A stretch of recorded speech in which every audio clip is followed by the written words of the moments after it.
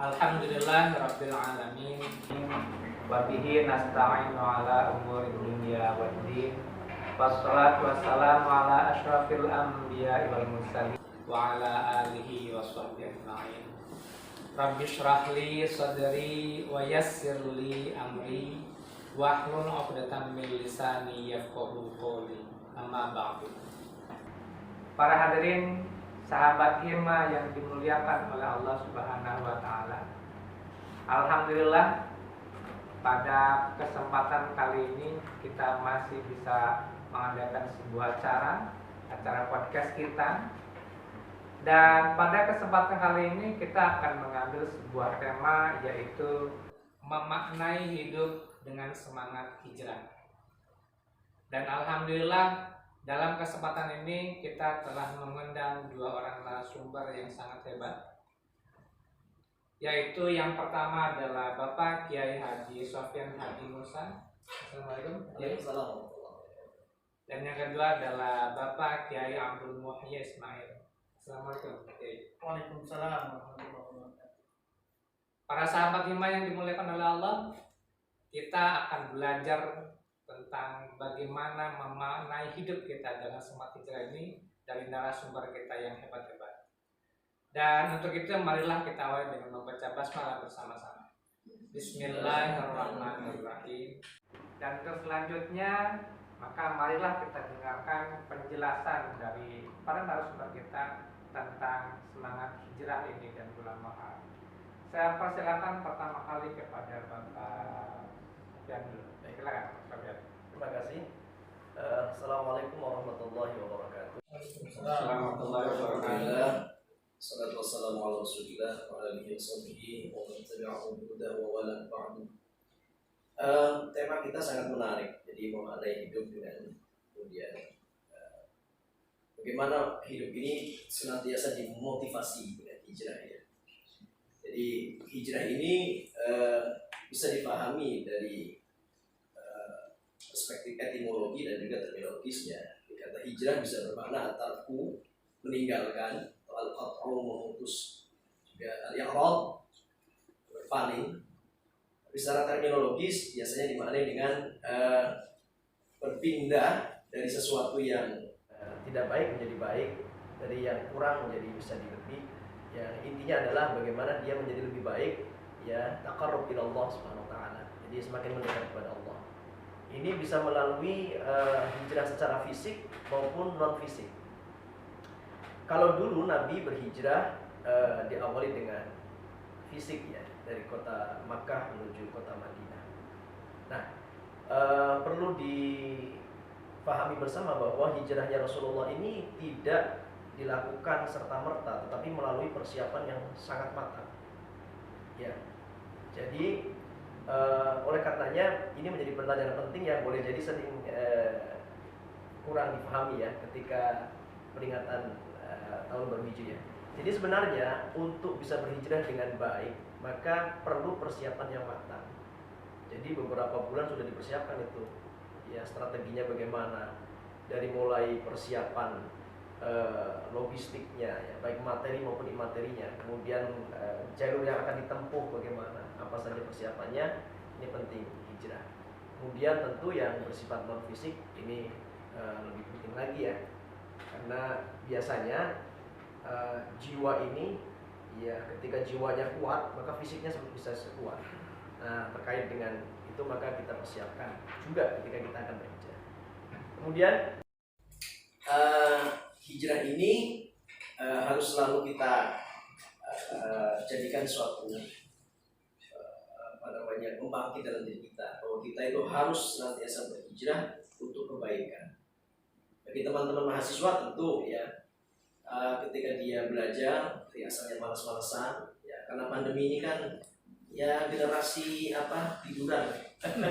Belajarnya ambil tidur, tiba-tiba udah naik semesternya ya kan, bahkan ada lulus ini kayaknya nggak ngapa-ngapain kok lulus gitu.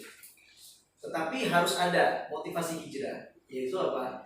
Dari keadaan yang harusnya bertemu langsung ketika belajar kemudian dipindah dengan cara online ya, virtual, itu tetap harus semangatnya harus Nah, jadi semangat belajar, jadi hijrah dari malas-malasan menjadi lebih semangat. Itu. Jadi intinya hijrah harus dimaknai bagaimana kita berpindah dari keadaan yang kurang baik menjadi lebih baik, jadi yang tidak baik menjadi baik, dan seterusnya menjadi lebih pada arah positif. Saya kira itu nanti akan dilanjutkan lagi MUI yang lebih mendalam. Ya. Pak. Terima kasih. Ini menarik sekali. Selanjutnya Pak, sebelum waktu silakan. Baik, terima kasih. Assalamualaikum warahmatullahi wabarakatuh. Waalaikumsalam warahmatullahi wabarakatuh. Wassalatu wassalamu ala rasulillah Sayyidina Muhammad ibn Abdillah wa alihi wa sahbihi wa mawala. La hawla wa la quwata illa billahil aliyil azim. Makna hijrah yang tadi disampaikan oleh Pak Kiai Sofyan ini sangat menarik, karena memang di saat ini banyak sekali tren-tren menjustifikasi dirinya telah berhijrah. Padahal memang secara bahasa dan secara pengertian tentang hijrah itu tadi yang disampaikan oleh Pak Kiai Sofyan adalah berpindahnya dari sesuatu yang tidak baik menjadi sesuatu yang baik. Akan tetapi menjadi catatan penting, siapa sih orang yang dikatakan baik? Siapa sih orang yang dikatakan berhijrah? Kalau memang diri kita sudah merasa atau menjustifikasi bahwasanya kita sudah berhijrah, minimal ada hal yang harus tertanam dalam jiwa kita. Yang pertama, baiknya tersebut jangan sampai timbul nilai kesombongan, merasa diri lebih suci, merasa diri lebih baik daripada orang lain, atau memandang orang lain dengan sebelah mata. Padahal sudah dikatakan nahnu nahkumu bizawahir wallahu yahkumu bisarair. Kita ini hanya bisa melihat luarnya saja, tapi kita tidak tahu dalamnya. Bisa jadi yang kita pandang orang bertato, bisa jadi secara fisik dia bertato, sudah berusaha untuk menghilangkan, dia tidak bisa. Bisa jadi secara spiritual, secara perilaku dia sangat dermawan. Atau bisa jadi dia lebih suci daripada diri kita, dia lebih baik daripada diri kita. Maka itu harus hal yang harus kita hindari ketika kita sudah masuk tren-tren hijrah ini. Yang pertama itu, baiknya kita jangan sampai sombong. Yang kedua, ketika kita sudah berhijrah, jangan sampai kita salah memilih pembimbing atau salah dalam memilih guru dalam memahami nilai-nilai hijrah tersebut. Gambaran orang yang salah memilih guru, yang awalnya tidak mengerti, yang awalnya memang tidak paham tentang nilai agama, baru belajar 1 bulan, 2 bulan, atau 1 tahun belajar agama, sudah mengkafir-kafirkan orang, sudah menyesat-nyesatkan orang. Ini terjadi, dan ini bukan hanya di sekeliling kita, mungkin sudah banyak. Baru belajar agama hanya 1 tahun, langsung menganggap sesat, menganggap musyrik, menganggap salah orang-orang yang belajar puluhan tahun. Para kiai-kiai yang sudah belajar agama dari perbandingan mazhabnya, dari berbagai macam literatur kitabnya, dari tafsirnya semua dan lain sebagainya, disalah-salahkan. Ini yang bahaya. Nah, ini makanya oleh karena itu penting sekali buat teman-teman memahami makna hijrah yang tadi disampaikan oleh Kiai Sofyan. Jangan sampai yang awalnya tidak baik bukan menjadi baik, justru tidak lebih baik lagi. Maka dengan nilai-nilai tersebut harus dipahami. Dan yang menarik adalah hijrahnya Nabi dari Makkah ke Madinah. Ini kan dibilang sukses. Sampai-sampai Nabi menjadikan Madinatul Munawwarah, Madinah sebagai kota yang membesarkan agama Islam. Ada 2 hal yang ingin saya sampaikan nilai positifnya. Yang pertama, ketika hijrah tersebut, kesuksesan hijrahnya Nabi itu tidak terlepas komunikasi dan kekompakan antara yang tua dan yang muda. Kita lihat ketika Rasul mau hijrah, Sayyidina Ali rela menggantikan posisi tidurnya Nabi. Ketika Sayyidina Abu Bakar bersama Rasul di dalam goa, seorang anak muda rela untuk mengantarkan makan. Jadi ada kekompakan antara tua yang muda, antara generasi yang baru dengan yang senior. Ini harus ada kekompakan, saling menghargai, saling menuntun, saling berkomunikasi. Kekompakan akan menghasilkan sesuatu yang baik. Ini pelajaran yang kita bisa ambil dari hijrahnya Rasul. Yang kedua, ketika Rasul sampai di kota Madinah, pertama kali yang dia singgahi adalah Rasul membangun sebuah masjid, Masjid Quba, ya kan? Apa nilai positifnya? Ternyata sesuatu kebaikan itu tidak bisa terlepas dari masjid. Masjid itu adalah merupakan satu simbol kebaikan yang bisa mengeluarkan juga orang-orang yang baik. Maka kita bersyukur di Universitas Pamulang ini kita ada Masjid Darul Ulum yang begitu megah dengan kegiatan-kegiatannya. Ini menjadi sebuah barometer juga teman-teman mahasiswa yang ingin menjadi baik bisa bersilaturahim, ngikutin kegiatan-kegiatan di Masjid Darul Ulum Unpad sehingga mengikuti jejak kesuksesan Rasul dalam berhijrah. Sekiranya itu yang saya sampaikan. Mudah-mudahan dua nilai positif tersebut bisa kita aplikasikan dalam kehidupan sehari-hari. Terima kasih. Assalamualaikum warahmatullahi wabarakatuh. Waalaikumsalam warahmatullahi wabarakatuh. Ini menarik sekali, Pak Kiai. Sekarang ini memang sedang tren banget, ada tren berhijrah nih dari generasi muda. Sampai ada juga festival hijrah festival tuh di Senayan apa di Surat Kecamatan Surat. Sampai 2 kali berturut dan jumlahnya banyak. Alhamdulillah saya senang secara pribadi ada banyak generasi muda yang ikutan dalam kelompok-kelompok itu. Tapi kemudian tadi banyak juga kemudian yang setelah mengikuti hijrah ini malah menjadi tadi merasa diri lebih baik sehingga banyak mengkafirkan orang, banyak menyesatkan orang, banyak membuat orang itu bid'ah. Nah, sebenarnya trik seperti apa yang harusnya kita lakukan nih bagi sahabat Hima yang generasi muda ini dalam memilih cara atau jalur yang baik, yang benar dalam berhijrah ini? Gimana Pak? Pak Sukendel? Pak Sukendel. Bismillahirrahmanirrahim. Jadi memang pertama sebagaimana yang disampaikan oleh Pak Kiai Muki, memang menjadi tidak baik manakala ada takabur. Kalau bercermin dari kisah iblis ini kan memang sudah terlebih dahulu di surga dan mengabdi kepada Allah yang luar biasa iblis. Katakan sampai 50.000 tahun sudah duluannya ya. Jadi iblis dimuliakan Allah juga sampai kemudian berada di surga bersama-sama dengan para malaikat. Padahal iblis itu asalnya dari jin. Jadi karena minal jin, jadi iblis ini asalnya bangsa jin yang kemudian derajatnya dinaikkan. Ya kira-kira selevel lah dengan malaikat sehingga. Tetapi kemudian dia dicampakkan, dikeluarkan dari surga, ya, menjadi tidak lagi mulia karena dia katakan ana khairun minhu. Ketika disuruh sujud hormat kepada Adam, iblis mengatakan aku lebih baik daripada dia, daripada Adam.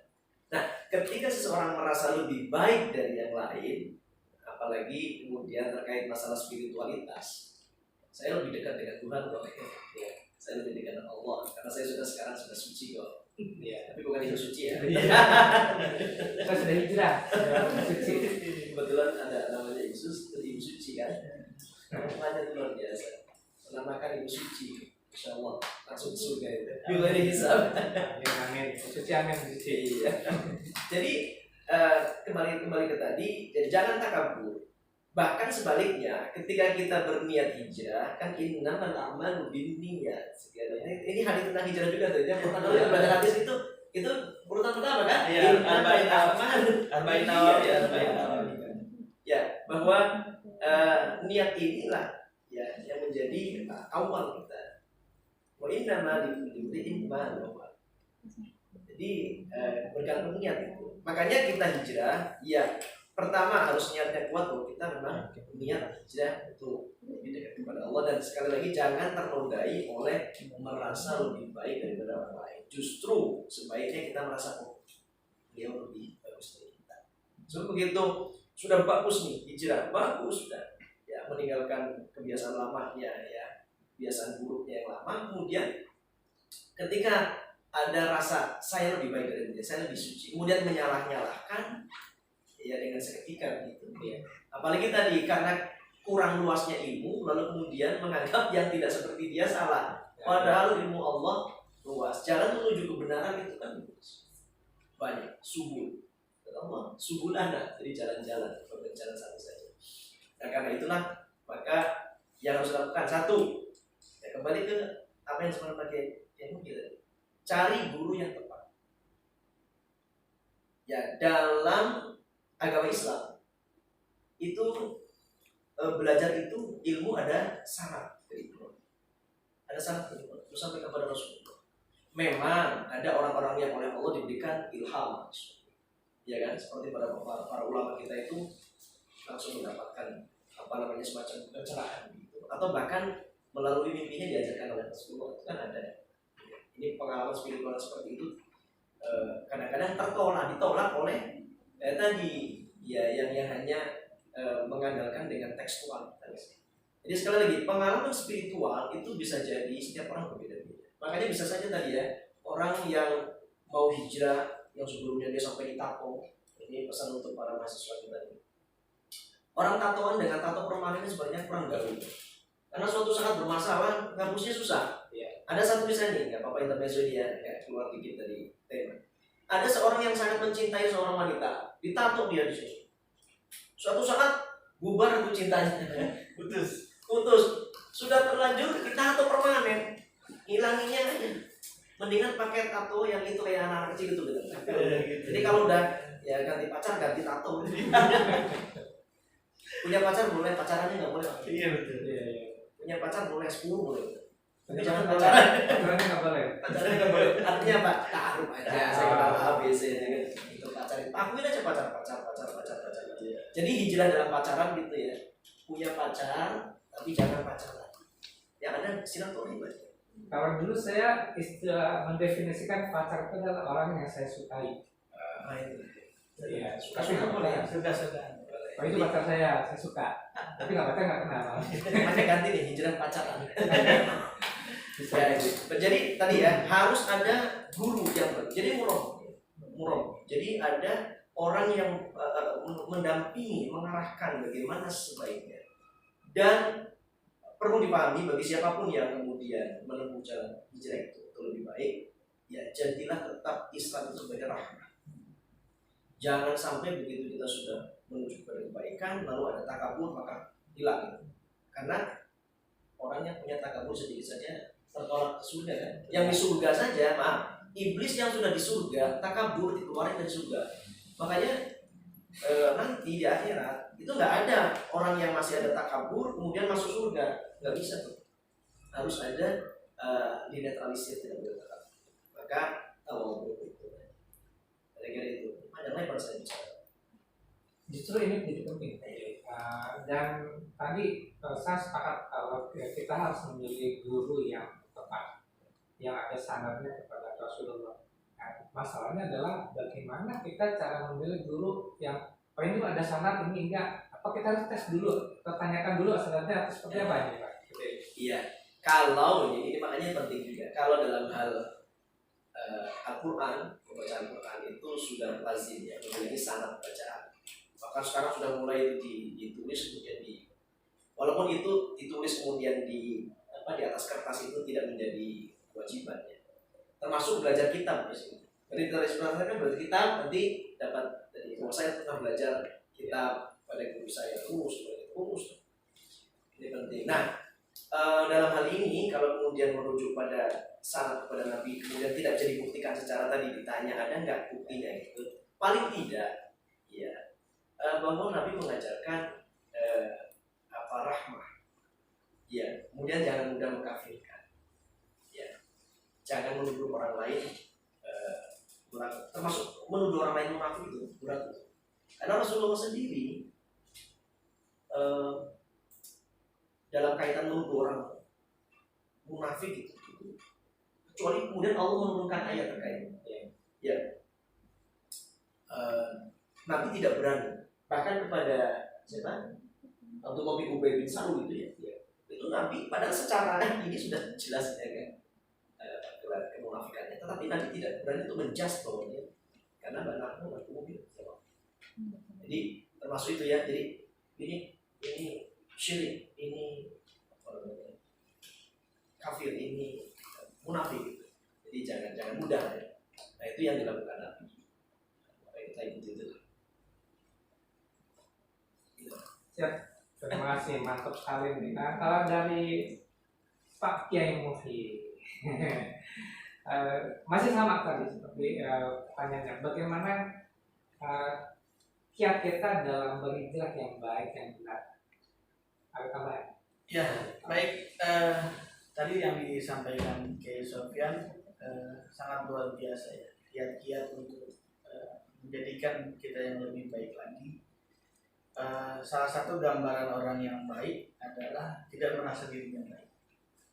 Karena salah satu kenikmatan yang besar adalah merasa diri kurang, merasa diri jauh dari Allah Subhanahu wa taala, itu menghantarkan dirinya dalam kebaikan. Menjadi catatan penting, biasanya orang yang berhijrah yang kita bahas tadi itu biasanya ada perubahan dari segi fisik dulu.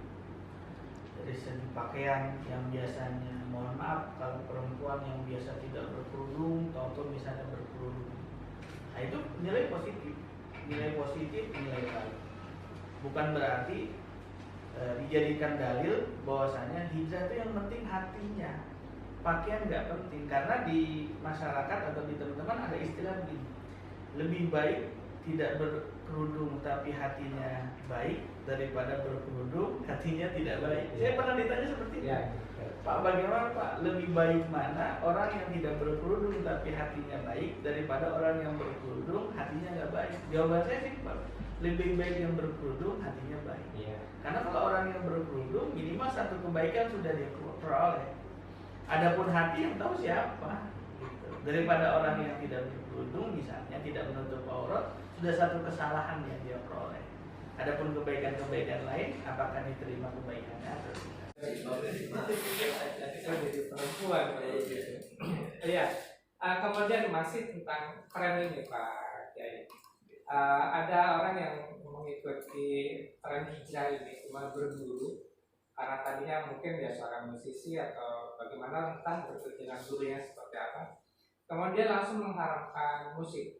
Dia berkata bahwa musik itu haram, dasarnya berdoa dikasih tahu.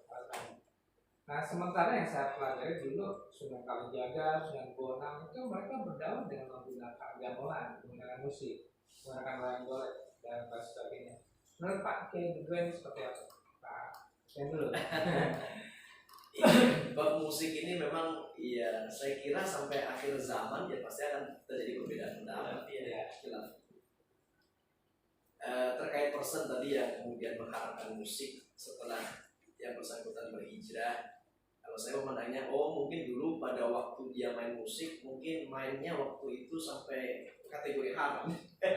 Ya begitu dia main musik sampai lupa waktu sholat, mainnya sambil mabuk dan seterusnya, makanya dia otomatis haram kan. Lalu dia sampaikan bahwa musik haram, seperti ketika dia menggunakan musik untuk hal yang haram. Iya kan gitu kan. Dia bisa mengatakan haram karena memang dulu dia bergaul dengan musik dengan cara-cara yang kemudian masuk ke kategori haram, seperti tadi meninggalkan waktu sholat, meninggalkan kewajiban, kemudian sampai bersinggungan dengan khamar dan seterusnya. Nah, ketika bermusik dia seperti itu, maka otomatis haram, betul, itu nggak salah. Iya. Tapi mungkin berbeda ketika kemudian seperti Sunan Kalijogo bermusik la ilaha illallah, la ilaha illallah sambil diiringi ya. Iya kan? Iya. Ya. Allahumma sholli wa sallim ala sambil nangis gitu. Apakah itu otomatis haram? Saya mohon maaf naif kalau kemudian ada orang yang begitu bersalawat sambil nabokin kendang sambil musik, kemudian dia larut dengan kecintaan kepada Nabi, kemudian bersyukur kepada Allah. Apakah itu haram? Boleh jadi yang seperti ini mungkin dia akan mengatakan musik nggak haram gitu. Tapi seperti tadi, karena dia bermusik sambil ciplak sambil kemudian minum, ya pakai narkoba, kemudian gaul bebas gara-gara musik itu haram. Jadi yang musik itu bergantung siapa yang pakai. Kita berbicara pasti punya tanda nada. Kalau saya berbicara, saya berdiri di sini kayak satu gitu. Saya punya intonasi di dalam berbicara, itu sudah nada. Musik itu kan begitu. Ya. Sekarang salahnya rebana apa? Musik haram. Ya mohon maaf, saya tidak bisa tidak bisa masuk ke pendapat ini pribadi, ya itu mungkin ini bisa dipandang berbeda. Ya memang dunia diciptakan Allah ciptakan kita berbeda-beda. Makanya tadi kenapa ada ungkapan dengan seni hidup jadi indah, dengan ilmu hidup jadi mudah. Memang kalau kita tidak ada seninya dalam hidup, serba kaku. Seperti adzan aja kalau nggak ada seninya, wah bahaya. Allahu Akbar, Allahu Akbar, Allahu Akbar. Nggak ada seninya. Jadi ingat, ini kisah nyata. Satu kali jamaah haji atau umroh dari Indonesia bermakmum di sana di Makkatul Mukarramah, ya, dengan imam yang iramanya biasa. Alhamdulillahirabbil alamin, Ar-Rahmanir Rahim. Ya. Apa komentarnya? Kebetulan suara sang imam ini kalau dari suara ini yang biasa ya, bahkan agak fals. Apa komentarnya orang kita itu kadang-kadang komentarnya kurang pas juga katanya. Ya, kayaknya imamnya di kampung saya juga banyak begitu. Tapi begitu yang imamin saya sudah langsung iterasi, sudah kamu iram. Ya. Alhamdulillahi Rabbil Alamin, Ar-Rahmanir Rahim.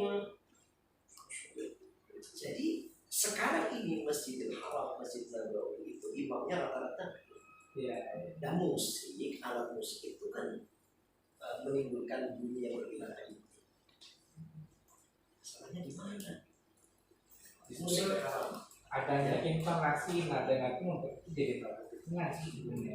Ya kalau yang berpendapat seperti itu, ya. Nah, menurut saya pribadi ya tadi dia menyampaikan itu haram, sah-sah saja. Karena tadi mungkin latar belakang ketika dia sebelumnya bermusik sedikit melalaikan, makanya menjadi haram. Betul.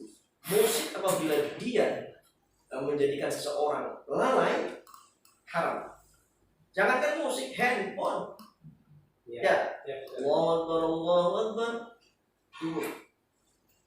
Sampai Allahu Akbar asal masih begini aja, dia tinggalkan waktu sholat gara-gara handphonenya menjadi Memang pertanyaan ini juga pernah ditanya ke MHI Menaji. Ya. Kan beliau salah satu pendakwah yang menggunakan musiknya kan. Dengan kekannya. Beliau ditanya, apakah kenapa pakai musik padahal musik haram?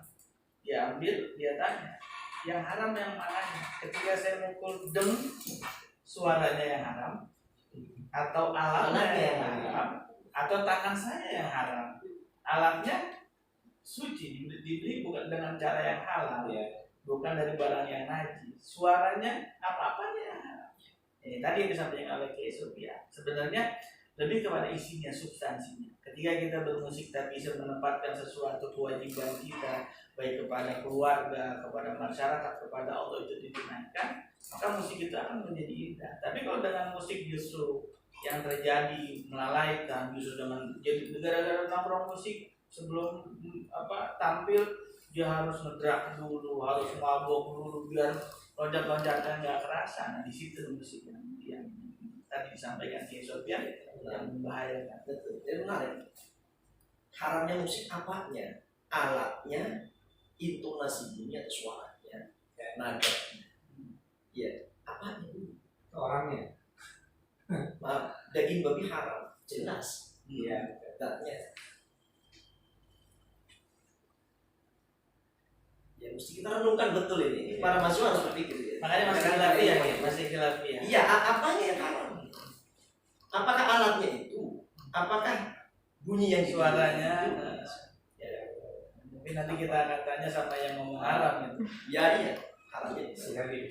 Tapi sekali lagi, jangan kemudian kita menjadi benci, apalagi terjadi perpecahan gara-gara perbedaan itu. Ya mohon maaf, yang kemudian mengatakan musik haram dan kemudian sampai unjuk-unjuk akhirnya menyalahkan seketika, karena bagaimanapun ini pendapat. Sementara tadi yang mengharamkan musik juga jangan kemudian ada orang lagi main musik langsung dibanting alat musiknya, kan ada kan? Ya, iya ada. Ini kisah nyata, kisah nyata. Adiknya suka pasti mendengarkan musik, kakaknya udah nggak suka, jadi berantemnya ini jadi haram ini. sampai kemudian memutuskan silaturahim jadi haram gitu. Kalau di Kembali ke sini. kalau di TV berkelana dua kayak Gitu ya. Pemerhati juga. ya berkelana dua. Jadi saya kira menarik, karena ini yang menarik. Jadi, Iya. saya kira dalam kajian ilmiah, saya kira mahasiswa perlu juga itu. Musik haram, perlu keharamannya di mana itu? Kalau musik ya sesuai itu. Atau perilaku yang lalai itu yang haram itu. Jadi netral dong musik kalau begitu. Ya, sahabat iman nanti perlu dibuat kajian baru Khusus. tentang itu, khusus tentang musiknya haramnya gimana kalau itu haram. Pak Kiai Sofyan tadi sama Pak Abdul Muhyi ini di Indonesia nih muharamnya jadi luar biasa. Ada kemudian muharam itu dijadikan sebagai lebarannya anak yatim. Kemudian ada kalau di Jawa itu ada pembersihan pusaka-pusaka bulan muharam dan sebagainya lah itu. Sebetulnya apa sih yang terjadi di bulan Muharram itu? Peristiwa-peristiwa besar apa saja yang terjadi di bulan Muharram ini sehingga di Indonesia ada begitu dimuliakan bulan Muharram sehingga yang punya barang pusaka mereka mencuci pusaka di bulan Muharram, yang senang kepadanya anak yatim mereka menjadikan sebagai lebaran anak yatim dan sebagainya lah tradisi Muharram ini. Bagaimana Pak? Paham gitu loh. Iya.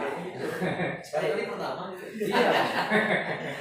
Baik, terlepas dari bulan Muharram menjadi malam Syura menjadi ayat pembersih pusaka-pusaka, saya mau narik dulu. Pertama, Muharram menjadi bulan mulia karena yang memuliakan itu adalah Allah.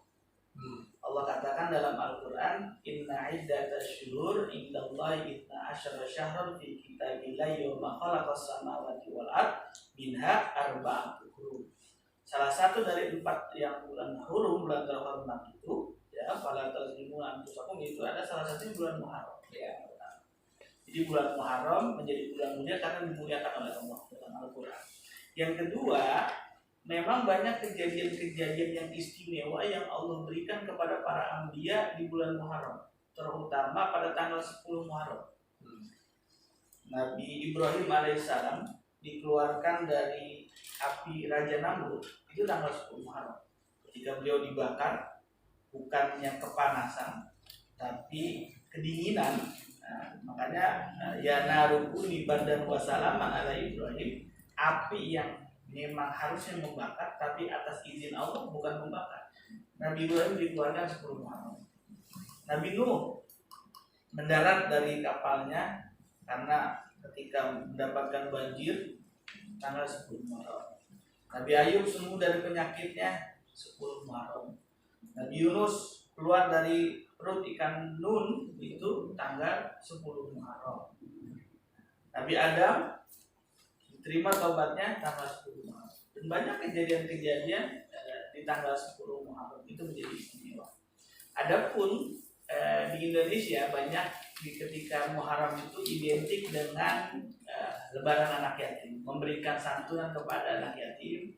Memang dalam satu kitab ada hadis Rasulullah SAW mengatakan, Man masaha yadihi ala ra'si yatimin fi yaumi Asyura.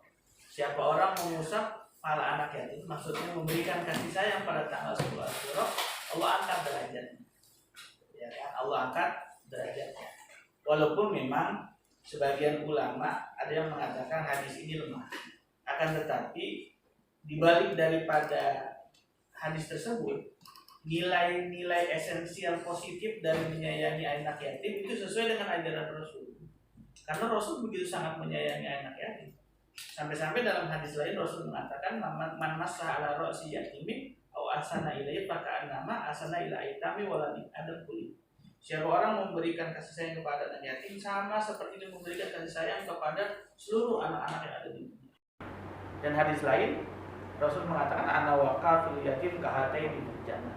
Saya bersama orang yang punya kasih sayang kepada anak yatim bagaikan jari tunjuk dan jari manis, begitu dekat di surga. Orang pergi haji 1000 kali, Nabi nggak jamin seperti itu.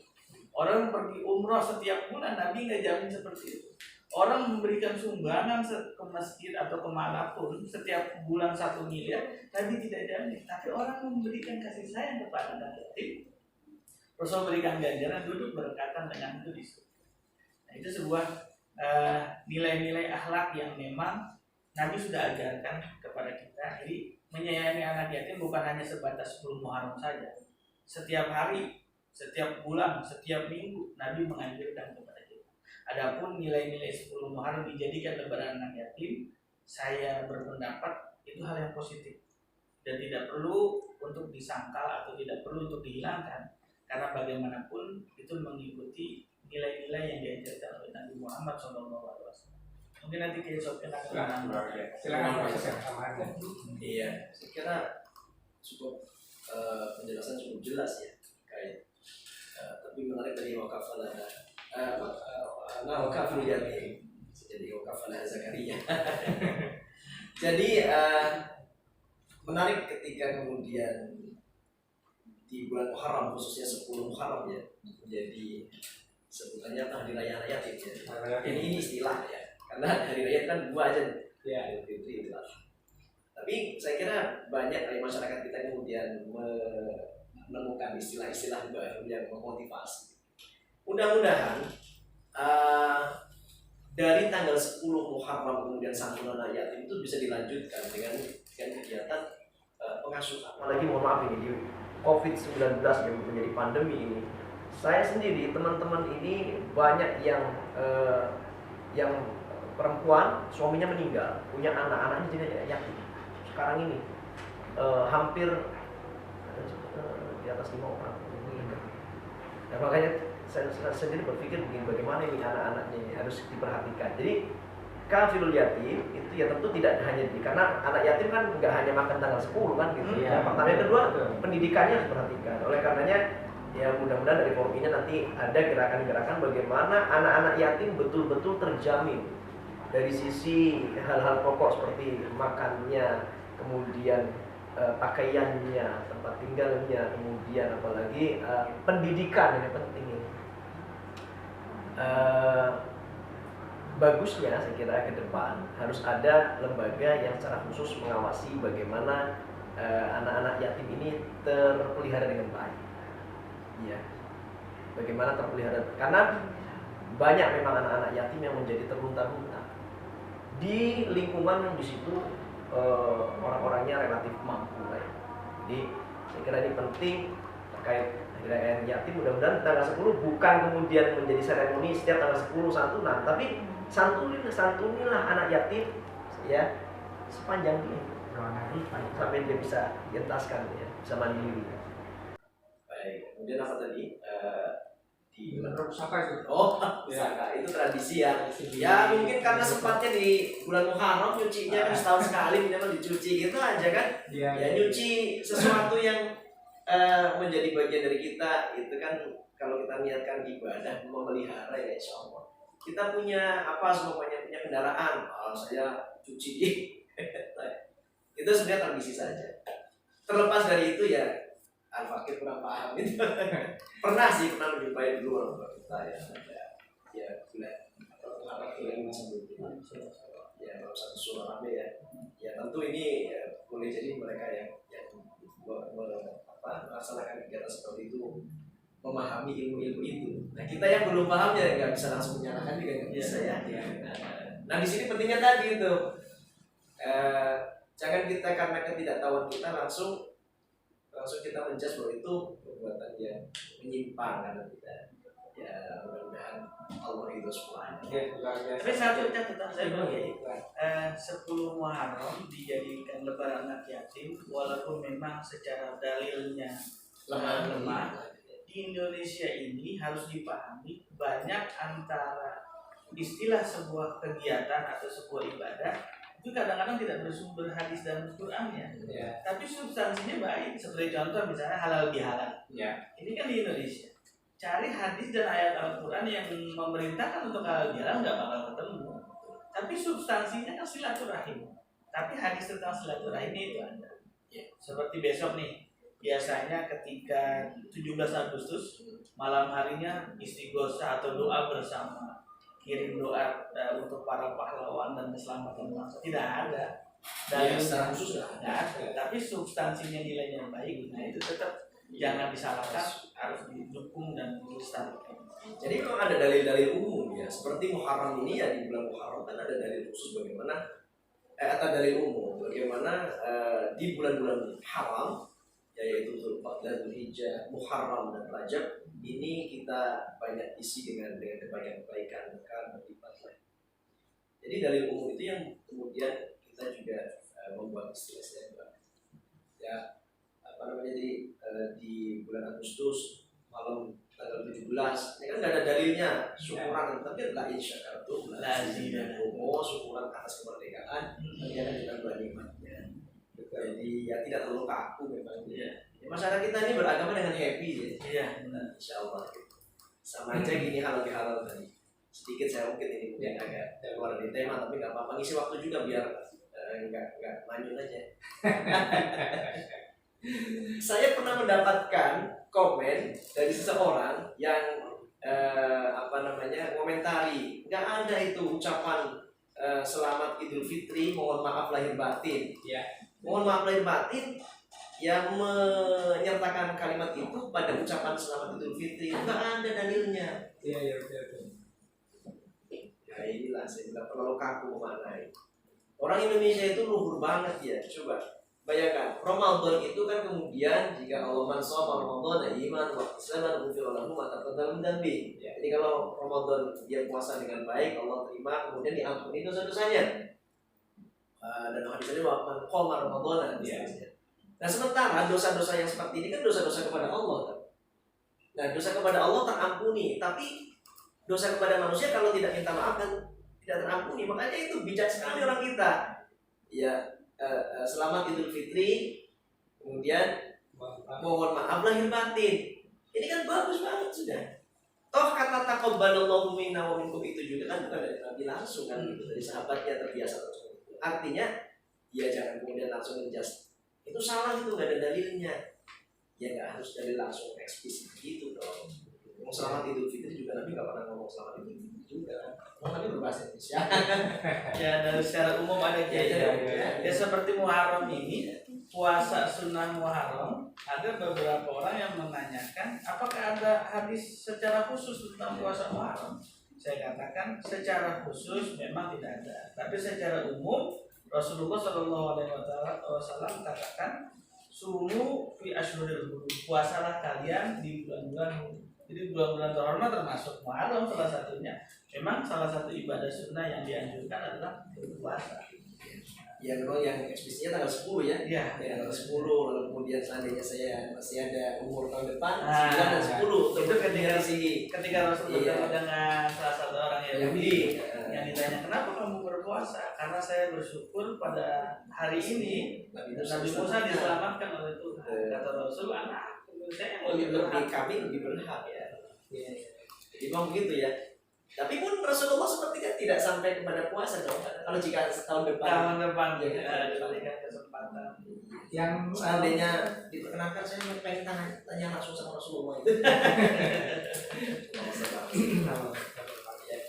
Ya Allah. Yang tidak sempat puasa itu yang tanggal 9-nya kalau salah. Ya itu, yang 9-nya. Ya kalau seandainya tahun depan, adalah tahun depan diberikan umur, maka tanggal 9 itu kan Khaliful Yahud, supaya tadi menyelisih kebiasaannya di tanggal 10 saja. Kemudian ini Pak Kiai, ada cara-cara khusus atau trik-trik khusus atau ibadah khusus selain puasa tadi 9-10 Muharram yang bisa kita lakukan di bulan Muharram itu, bulan Muharram ini, atau dalam rangka kita berhijrah kepada yang lebih baik dari atau ya hadisnya tadi ya secara umum saja ya. Kita memuliakan bulan haram yang 4 bulan itu, termasuk kan di dalamnya adalah bulan Muharram. Di secara umum segala kebaikan-kebaikan yang dilakukan di bulan-bulan haram, termasuk bulan Muharram ini kan bulan haram. Kita insya Allah akan diperkenalkan ya kebaikannya. Kalau bagi umat Islam sendiri, memang karena penanda awal tahun itu dari bulan Muharram, ya. Karena kalau peringatan tahun baru kan Muharram mulainya, tanggal bulan satunya kan Muharram. Kalau di Masehi Januari, kalau di Hijriah Muharram, ya Muharram. Maka jadikan momentum Muharram ini untuk mengawali berbuat baik. Iya, kebetulan juga bulan haram. Jadi mungkin mahasiswa perlu tahu ya, bulan-bulan haram atau Ashhurul Hurum dengan Muharram ini berbeda. Ya, kalau bulan-bulan haram itu ada empat bulan, yaitu Dzulqa'dah, Dzulhijjah, Muharram, dan Rajab. Nah, kalau Muharram adalah nama bulan pada urutan pertama pada tahun Hijriah. Ini kalau menjelaskan mesti jelas banget ini ya. Iya. Saya dulu kalau mengajarkan nama-nama bulan-bulan Hijriah itu sampai saya buat nyanyi. Iya. Ini kameramen hafal nggak bulan Hijriah? Boleh sih nyanyi. Kalau yang bisa Pak, tampil di sini Pak nyanyi. Ada yang bisa? Ada yang bisa. Anaknya mah ada yang bisa. Ya, saya ngajarkan begini nyanyinya. Muharram, Safar, Rabiul Awal, Rabiul Akhir, Jumadil Awal, Jumadil Akhir, Rajab, Sya'ban, Ramadan, Syawal, Dzulqa'dah serta Dzulhijjah. Itulah nama-nama bulan dalam Hijriah. Saya ngajarkan itu sampai mahasiswa saya ajarkan itu. Kenapa? Karena saya tanya, coba urutan bulan Hijriah. Nggak hafal. Ada yang dari Syawal. Jadi rata-rata teman-teman ini kalau ditanya bulan pertama dalam Hijriah itu apa? Jawabnya Syawal. Kan baru Lebaran. Begitu aja diurutkan bulan Syawal, mulainya Syawal. Ada begitu. Coba urutkan nama-nama bulan Hijriah. Syawal, Abid, Aji, Suro. Iya.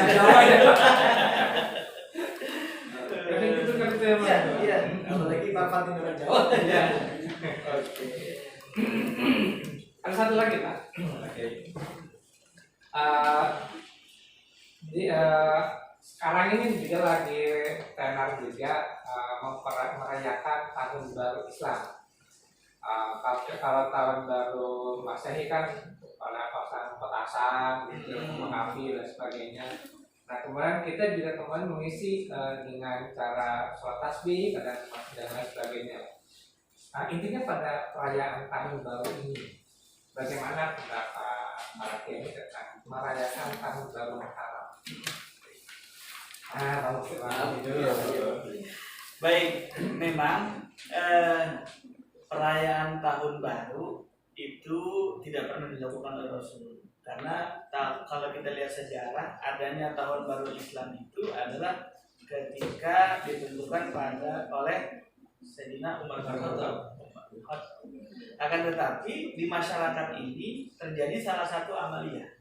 Yang pertama, ketika menghadapi tahun baru Hijriah, biasanya ba'da asar mereka doa akhir tahun, ya. Ba'da maghrib mereka doa awal tahun.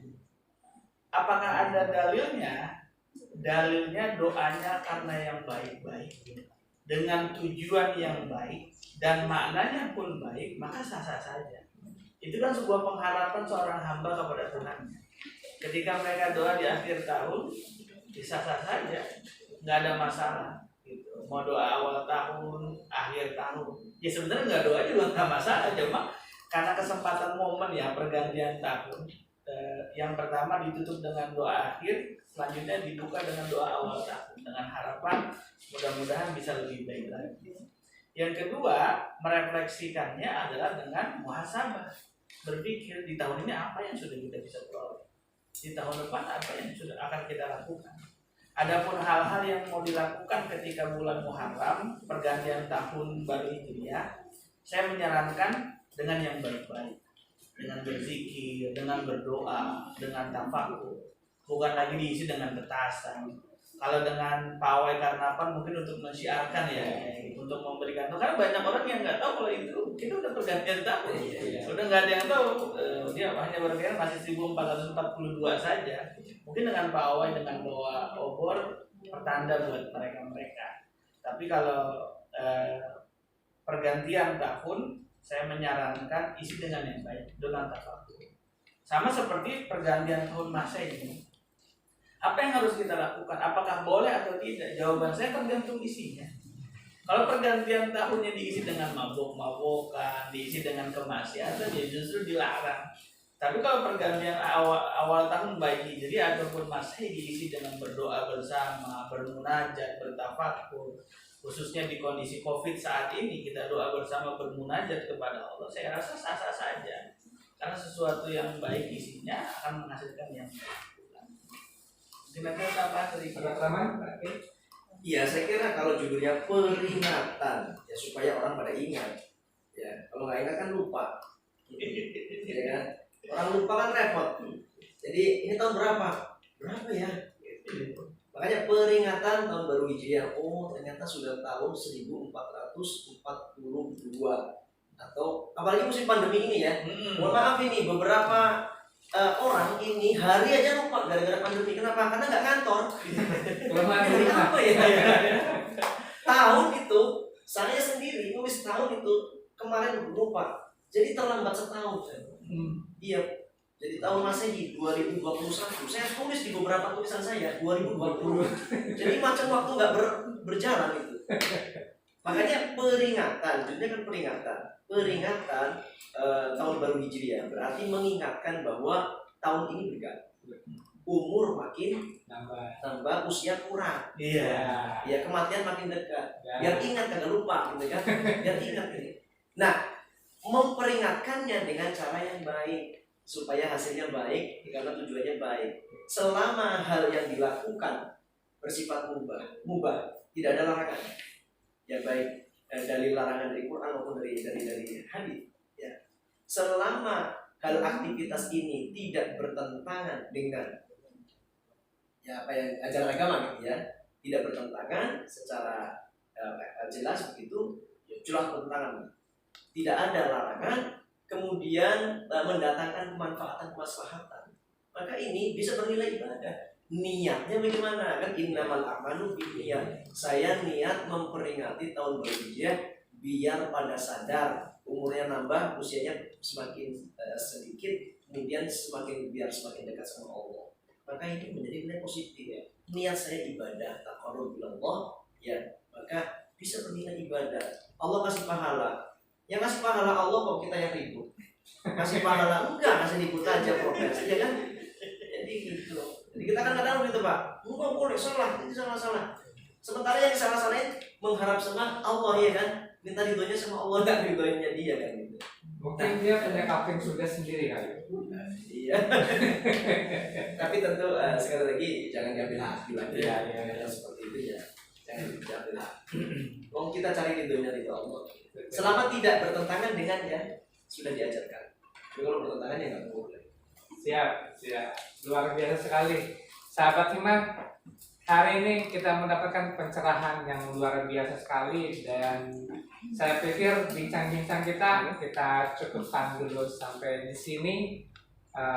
Banyak ilmu yang bisa kita dapatkan dari narasumber kita. Dan saya yakin juga masih banyak rasa penasaran dari kita semuanya, dari sahabat Himah terutama yang ingin menggali lebih dalam lagi tentang hijrah dan lain sebagainya, terutama tentang ilmu agama. Maka silakan kita belajar lagi kepada guru-guru yang hebat, guru-guru yang tepat, guru-guru yang memiliki sanad keguruan yang baik yang sampai kepada baginda Rasulullah SAW. Pada dasarnya hijrah itu adalah berpindah dari satu tempat kepada tempat yang lebih baik, dari suasana yang kurang baik ke suasana yang lebih baik, dari tadinya kurang dekat kepada Allah sekarang menjadi lebih dekat kepada Allah. Orang yang berhijrah berarti orang yang hidupnya sekarang lebih baik daripada yang kemarin. Orang yang hidupnya lebih dekat kepada Allah sekarang daripada yang kemarin. Dan di dalam hijrah ini butuh adanya persiapan, butuh waktu, butuh adanya jalur yang benar. Jalur yang benar artinya kita harus juga memilih guru yang benar, guru yang secara keilmuannya, sanad keguruannya ada kesinambungan kepada baginda Rasulullah SAW, sehingga nanti di dalam ajaran-ajarannya adalah ajaran-ajaran yang penuh hikmah, ajaran yang menjadi rahmatan lil alamin. Orang yang berhijrah juga bukanlah orang yang kemudian merasa dirinya lebih baik daripada orang lain. Tapi orang yang berhijrah adalah orang-orang yang ingin memperbaiki dirinya supaya bisa lebih baik lagi, dan lebih baik lagi menuju kepada kesempurnaan. Semoga kita semuanya termasuk orang-orang yang terus berusaha menjadi lebih baik, terus berusaha menjadi orang yang lebih dekat kepada Allah Subhanahu wa taala. Artinya kita adalah orang-orang yang berhijrah. Mari kita berhijrah kepada jalan Allah. Mari kita berhijrah menuju lebih dekat kepada Allah Subhanahu wa taala. Wallahul muwaffiq ila aqwamit thoriq. Wassalamualaikum warahmatullahi wabarakatuh. Waalaikumsalam warahmatullahi wabarakatuh. Hima S1 akuntansi luar biasa. Prodi S1 akuntansi juara. Luar biasa.